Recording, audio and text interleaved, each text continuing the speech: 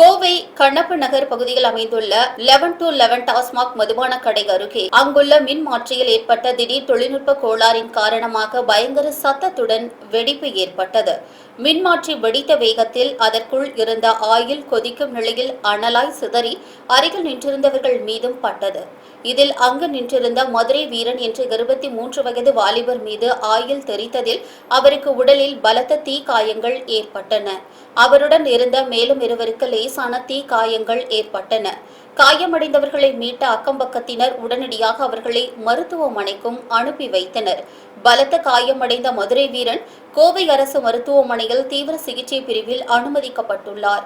மற்ற இருவரும் முதலுதவி சிகிச்சைக்கு பிறகு வீடு திரும்பினர். தகவல் அறிந்து சம்பவ இடத்திற்கு வந்த மின்சார வாரிய ஊழியர்கள் அந்த பகுதி முழுவதும் மின் இணைப்பை துண்டித்து சீரமைப்பு பணிகளையும் மேற்கொண்டனர். இதனால் கண்ணப்ப நகர் சுற்றுவட்டார பகுதிகளில் நீண்ட நேரம் மின் விநியோகம் பாதிக்கப்பட்டது. இந்த விபத்து குறித்து வழக்கு பதிவு செய்துள்ள காவல்துறையினர் போதிய பராமரிப்பு இல்லாத காரணத்தால் இந்த விபத்து நடந்ததா அல்லது வேறு ஏதேனும் தொழில்நுட்ப கோளாறா என்று குறித்து தீவிர விசாரணையும் மேற்கொண்டு வருகின்றனர்.